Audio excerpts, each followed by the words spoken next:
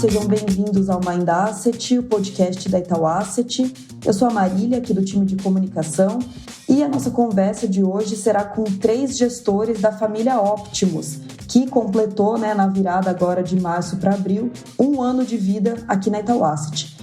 Só lembrando, a família de fundos Optimus é um projeto bastante robusto que começou no final de março do ano passado, com a vinda de nomes bem reconhecidos no mercado, como é o caso do Marcelo Mendes, que veio do Bahia Asset, do Rodrigo Koch, Pablo Salgado, Daniel Toniolo, Luiz Mescolin, o próprio Márcio Uegima, que já era da Itaú Asset, e também outros profissionais que ou trabalharam juntos ou tinham ali um DNA parecido no estilo de gestão. Então, falando rapidamente da família, a família Optimus inclui os fundos 555 e também os pares na Previdência. Então, a gente tem o multimercado Optimus Titan e a sua versão na Previdência, que tem FlexPrev escrito no nome, e também temos o Optimus Renda Fixa, que também conta com o seu parzinho lá na Previdência.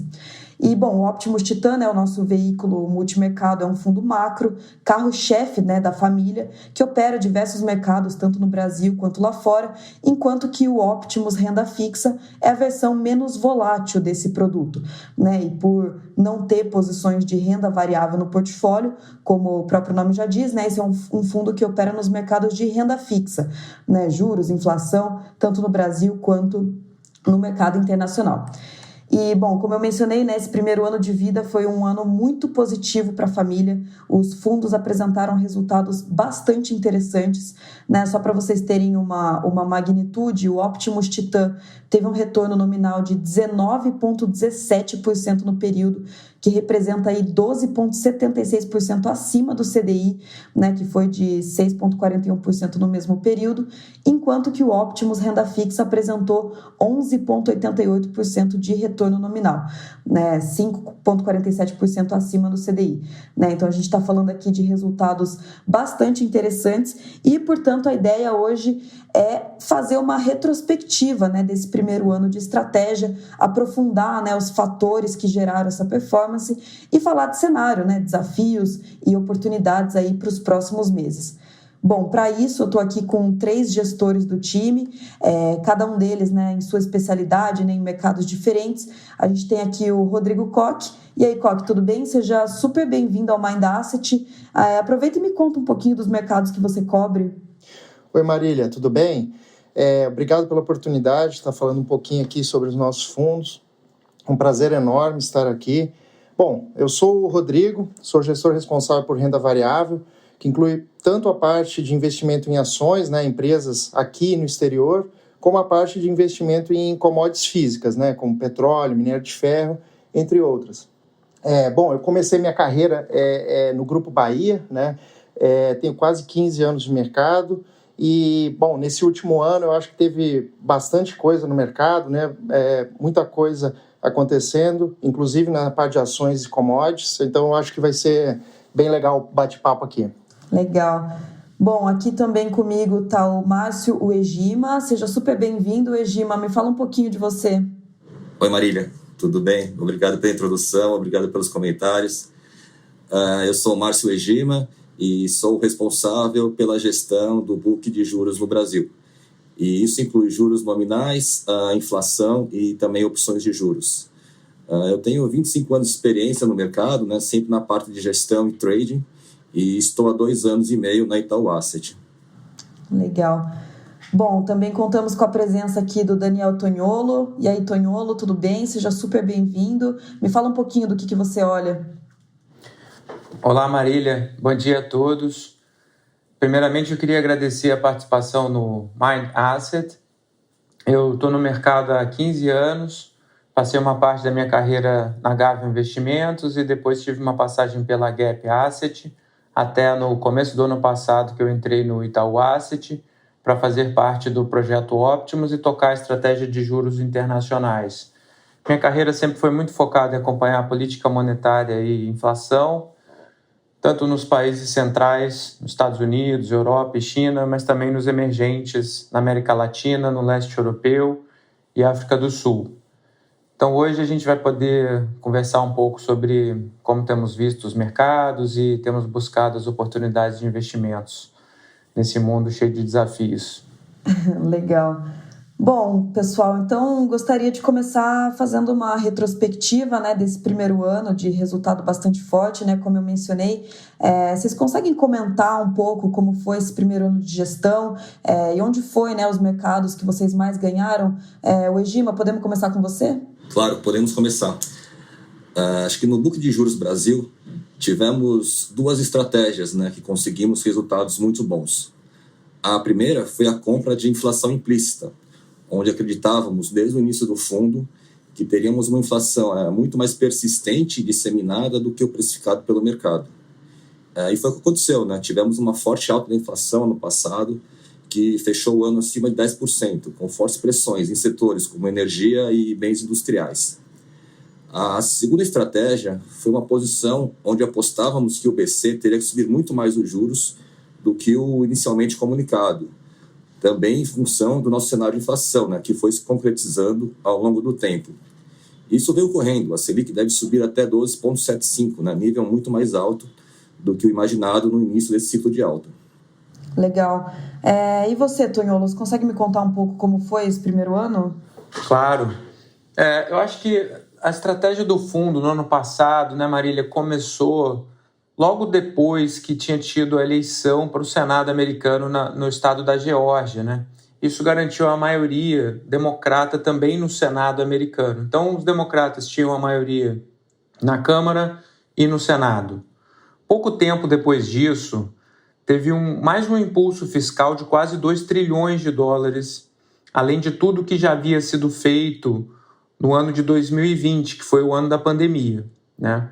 Naquele momento, o hiato da economia americana já estava próximo de zero, ou seja, a perda de atividade econômica em relação ao potencial de crescimento já estava praticamente em zero. A economia americana já tinha se recuperado da pandemia e a gente estava vendo mais um estímulo fiscal enorme. Naquele ponto, a inflação nos Estados Unidos e em outras partes do mundo também já dava sinais de que começava a vir bastante forte. Isso ainda muito mais ligado a problemas na oferta de diversos itens, né, tipo chip, que impactou a indústria automobilística, também impactou algumas outras indústrias. E além disso, teve uma mudança do padrão de consumo das famílias. Com a pandemia, as pessoas passaram a consumir mais bens e menos serviços. Então, a demanda por bens aumentou no momento em que a oferta reduzia.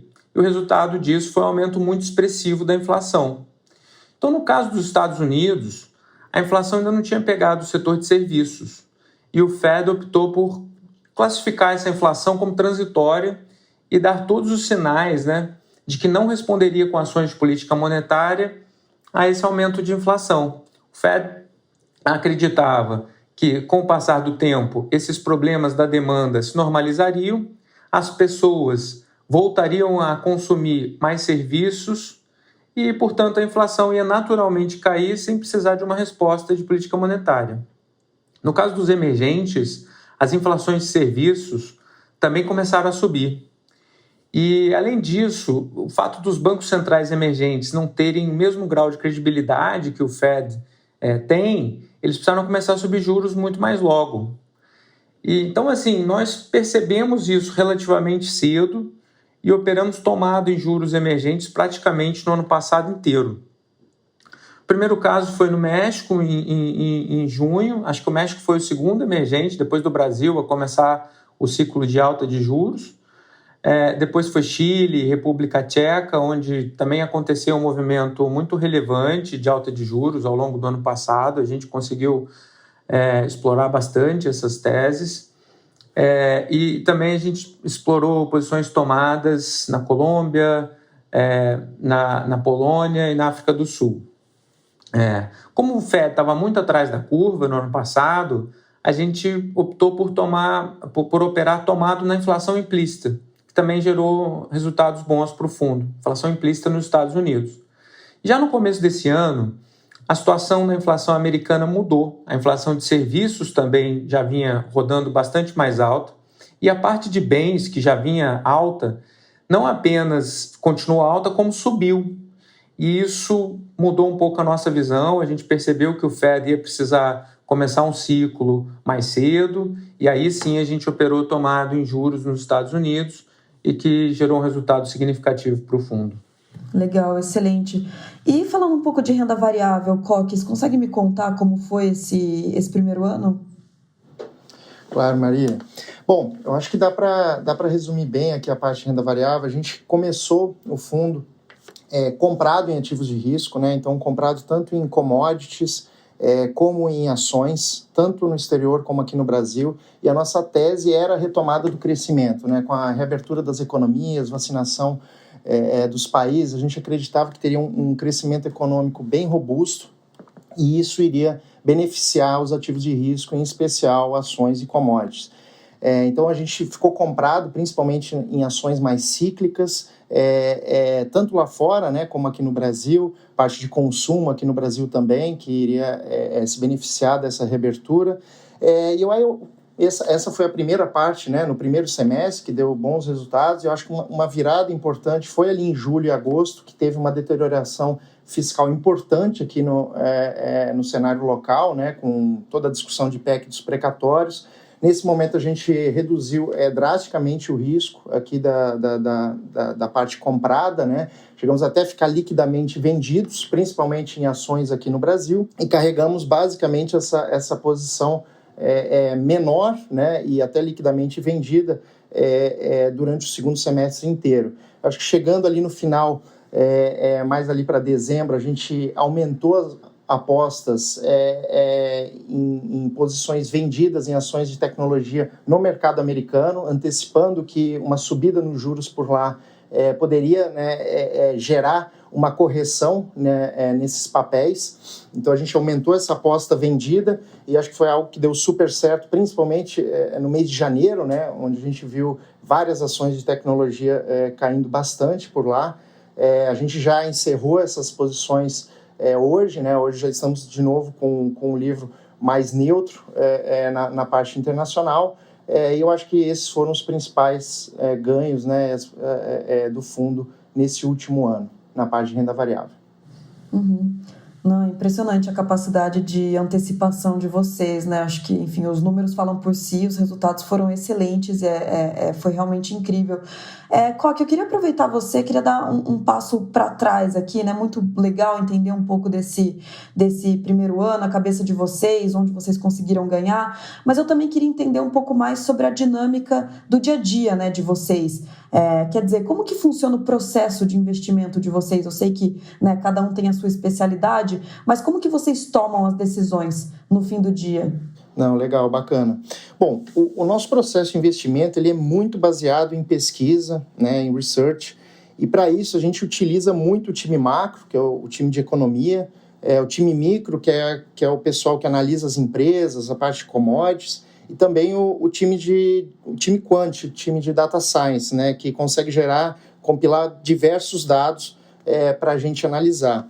A gente empenha muito tempo no nosso comitê de investimento, discutindo o cenário macro e definindo as principais variáveis relevantes para o mercado.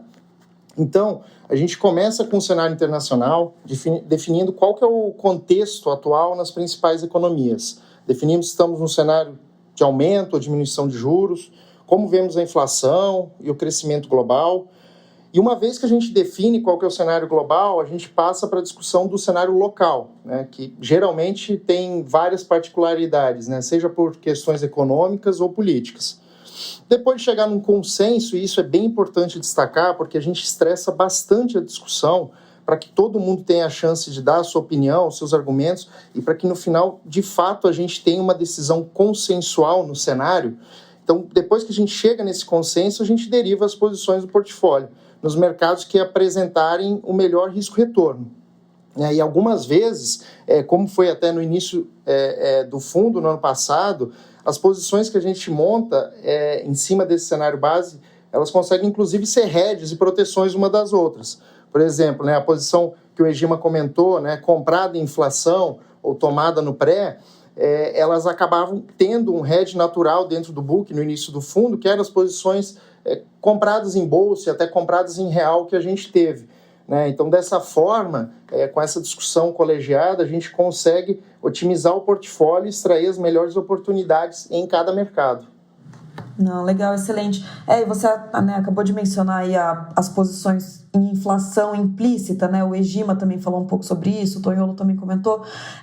O Egima, você consegue me falar um pouco mais sobre essa tese? E, além disso, né, você consegue explicar como que uma operação dessas funciona na prática? Acredito que, enfim, para alguns ouvintes talvez não esteja tão claro esse conceito. Claro, sempre é uma boa pergunta, né? Sempre é bom podermos esclarecer essa estratégia aos nossos ouvintes. Bom, quando a gente se refere à compra ou venda, né, de inflação implícita, estamos assumindo posições no IPCA, que é um índice calculado pelo IBGE e que é o índice usado pelo Banco Central para perseguir a meta de inflação no Brasil. E quando falamos em investimento em inflação, acho que muita gente logo associa as NTNBs, né, que são os títulos públicos indexados ao IPCA. As NTNBs, porém, têm um retorno atrelado ao IPCA e também a uma taxa de juros real, onde a variação dessas taxas também tem muita influência no retorno desses títulos. Mas quando montamos uma posição em inflação implícita, queremos eliminar esse risco de juro real, né? E para isso fazemos uma posição conjunta de NTNB com contratos de juros nominais futuros para o mesmo prazo. E através dessa estratégia conseguimos ter uma exposição exclusiva às variações do IPCA ao longo do tempo. Acho que também vale ressaltar, né, que um dos principais focos de pesquisa dentro do time Optimus aqui no Brasil e do time de economistas da Itaú Asset são as projeções de inflação. Analisamos coletas de preços, né, diárias, tanto em preços de varejo quanto no atacado, e gastamos sempre muito tempo calculando cenários, né, definindo probabilidades, comparando preços de mercado com nossas projeções, e com isso chegamos nas assimetrias, né, que vão levar às nossas posições de compra ou venda de inflação. E acho que, como ressaltamos aí no início, né, esse tipo de posição tem sido fundamental para os bons retornos do fundo. Legal, excelente. Bom, acho que agora que a gente conseguiu ter um bom overview, né, desse primeiro ano de vida da família Optimus, eu queria agora falar um pouco de cenário e do que vocês enxergam, né, de desafios e, enfim, oportunidades para os próximos meses de 2022. Né? Como que está a cabeça de vocês? Quais são os principais riscos, né, e oportunidades que vocês enxergam daqui para frente?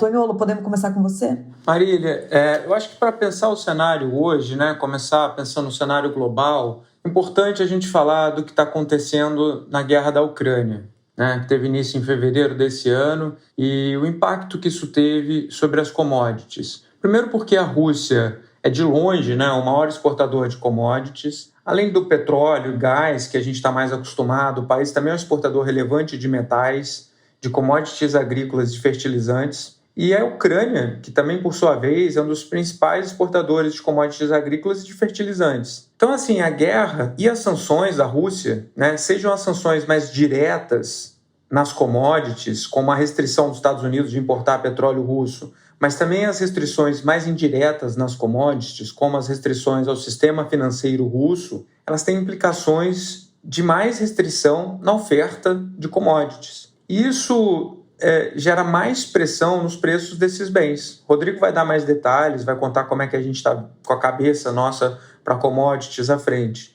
Mas aqui, para a nossa visão na parte de renda fixa internacional, o que nos parece mais claro hoje é que o preço das commodities vai ficar alto, com riscos de talvez subir à frente. E a consequência disso são mais pressões inflacionárias. Como falamos, né, a inflação já vem rodando bem alta e a gente está falando de um risco de mais pressões inflacionárias. Então, assim, para nós hoje, o que parece mais claro desses desequilíbrios todos que o mundo vive, né, um desbalanço de consumo mais intenso em bens e menos em serviços, preço das commodities mais altas, o equilíbrio disso, uma forma a consequência disso são taxas de juros mais altas no mundo todo, né? Os bancos centrais desenvolvidos, na nossa opinião, vão ter um caminho longo pela frente de subida de juros, e os emergentes, apesar de já terem subido bastante as taxas de juros até aqui, podem ter que manter os seus juros mais altos por mais tempo, e em alguns casos ainda podem ter que subir mais para lidar com esse ambiente inflacionário tão desafiador. A inflação nos Estados Unidos está hoje em 8%, né? A inflação anual. É o maior nível dos últimos 40 anos. Né? E com esses choques novos que a gente discutiu, essa inflação ainda deve subir mais. Então, nesse contexto, a gente segue operando tomado em juros nominais e nas inflações implícitas nos Estados Unidos e alguns emergentes também. Agora, nesse começo de abril, a gente está com exposição um pouco menor, dado um movimento bem expressivo de alta de juros que a gente viu nas últimas semanas, mas a gente segue achando que os juros e as inflações vão ser mais altas. No mercado de moeda, a gente está com uma visão mais neutra em relação ao dólar. Então, a gente tem explorado histórias mais específicas e operado de maneira relativa, sem exposição ao dólar nesse momento. Legal, excelente. E você mencionou, né, as commodities são um tema que está super em voga agora. Até queria aproveitar, Coque, me conta um pouco do que você está enxergando nesse cenário. Legal. Bom, começando então pela parte de commodities, tá? E eu dando um passo atrás, né, a guerra, eu acho que é importante destacar que a gente já estava estruturalmente positivo, tá, com o setor, enfim, com commodities, antes da guerra. Assim, o setor de petróleo, de várias commodities metálicas, ele passou por um período de subinvestimento muito grande nos últimos anos. Acionistas cobravam das empresas que elas não fizessem mais investimentos para expandir o que era chamado, né, da velha economia, uma economia suja, né, o petróleo, enfim, e vários outros setores tiveram a mesma dinâmica. Então, quando a gente chegou antes da guerra, a gente já via que a oferta não ia conseguir acompanhar o crescimento da demanda. Uma demanda que vinha de um período de pandemia, que estava crescendo forte, né, e a gente via que a oferta não conseguia acompanhar esse crescimento que teria na demanda. Então, a gente já tinha uma opinião de que os preços tenderiam a subir. E aí, como o Tonholo já comentou, né, veio a guerra, e a Rússia, que é um grande produtor de commodities, acabou sofrendo sanções, né, sejam sanções diretas, né, de países proibindo a importação de produtos de lá, ou sejam sanções simplesmente de países que nem tiveram sanções formais, mas não queriam comprar mais produtos vindo da Rússia. Isso acabou limitando mais ainda a oferta de commodities, né? Então, o que a gente espera para frente é que mesmo que haja uma resolução, né, um cessar-fogo, alguma coisa nesse sentido, lá na questão da guerra, a gente deve ter um cenário com commodities, né, com preços de commodities mais elevados por mais tempo, tá? Então, essa é a nossa opinião, a gente está posicionado para isso, a gente hoje é comprado em petróleo, é comprado em algumas commodities metálicas também, tentando explorar esse cenário. Falando um pouquinho, aproveitando já, falando um pouquinho de bolsas, né, das ações, acho que na parte internacional a gente não é muito otimista, tá? A gente é mais cauteloso com as bolsas globais nesses níveis, e basicamente o motivo são os valuations elevados, dado o tamanho das incertezas que a gente está vendo no cenário, e também, passando pelo ponto que o Tonholo já falou, um cenário de normalização de juros, ou seja, onde os juros vão subir, e isso, dependendo do cenário que a gente tiver, implica que os valuations né, das ações pode cair. Ou seja, assim, a gente prefere ficar um pouco de fora, ou até usando os mercados internacionais para fazer hedges de posições aqui no Brasil. E, né, aproveitando, eu acho que o cenário local de ações, ele tem um cenário um pouco mais positivo agora no curto prazo. Acho que o Brasil está bem posicionado nesse cenário global em relação a ser um grande exportador de commodities. Você tem várias empresas de commodities na Bolsa, né, em valuations atrativos. A gente vê também nesse curto prazo um crescimento maior, né, aqui da economia brasileira. A gente está um pouco mais otimista com o crescimento, principalmente nesse primeiro semestre, seja por questões fiscais, né, de estar antecipando, enfim, antecipação de 13º, vai ter um pouco de FGTS agora também, tem o Auxílio Brasil ajudando, né, nessa parte fiscal agora no início do ano também. Então a gente está um pouco mais otimista com a Bolsa aqui no Brasil. dado também, né, acho que é importante falar que o nível de valuation das empresas aqui está muito mais normalizado do que o nível de valuation das empresas lá fora. Então, mesmo que haja um choque de juros, mesmo que haja alguma correção das bolsas globais, a gente acha que o Brasil está mais defendido. As empresas aqui já tiveram uma correção importante nos preços ao longo do ano passado. A gente vê com um pouco mais de otimismo agora nesse curto prazo o mercado de ações local. Legal, excelente. Bom, para a gente finalizar, né, e amarrar tudo, como que você está enxergando o mercado de renda fixa local, o Egimas? Consegue me contar um pouco do que você está vendo no cenário? Claro, acho que como bem descreveu o Tonholo, né, em relação à inflação no cenário internacional e o Koch, né, no cenário de commodities, né, e na expansão fiscal local, aqui também achamos que a inflação deve continuar alta no Brasil, tá? Eu acho que muitos acreditavam que já tínhamos passado pelo pico de inflação, né? Mas nós vemos o IPCA ainda acelerando para perto aí de 12% até o final de abril. Acho mais ou menos um nível que a gente acha que é um nível bem alto, né? Historicamente falando, né? E no Brasil, né, temos um problema que é a inércia inflacionária, onde muitos preços são reajustados pela inflação passada, assim como também muitos salários, né? E isso se torna mais persistente na medida que temos uma inflação alta por muito tempo, como é o caso atual, né? Não é uma inflação que atingiu um pico e voltou rápido, né? A gente está rodando com inflação acima de 10% desde setembro, e isso deve continuar pelo menos até junho, segundo nossos cenários, tá? Isso deve causar uma forte alta nos preços de serviços nos próximos meses, né? Que vinham rodando mais tranquilo no passado, mas a partir desse ano ele deve estar acelerando aí, tá? Temos também efeitos secundários da inflação, né? Que têm se mostrado mais disseminados. Com alta de energia e combustíveis, estamos vendo alta também nos preços de fretes, né, produtos como aço e demais semi-manufaturados, o que leva a uma alta de preços de muitos produtos industriais, tá? Bem mais forte do que antecipado. Commodities agrícolas sobem, né, você tem vindo bastante notícias sobre trigo, sobre soja, mas isso também impacta o preço de ração, por exemplo, né, o que leva a alta de toda a cadeia de proteínas, como carnes, leites, né, e ovos, por exemplo.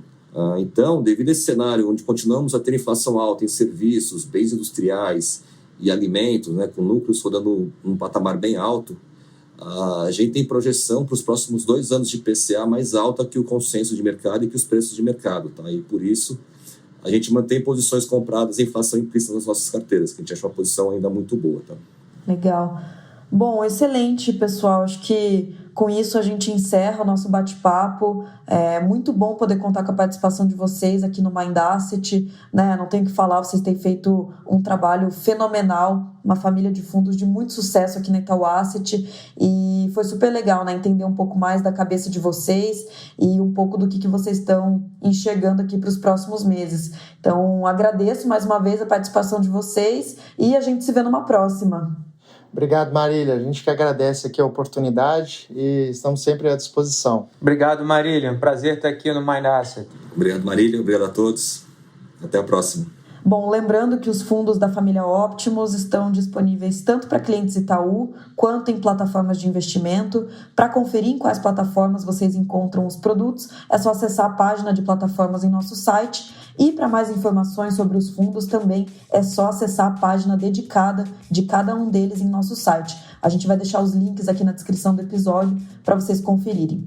Se você ainda não segue a Itaú Asset nas nossas redes sociais, nos sigam para muitos conteúdos diários. E se você gosta aqui do Mind Asset e ainda não se inscreveu no nosso canal, corre se inscrever para ficar sempre por dentro dos nossos próximos episódios. Muito obrigada e até a próxima!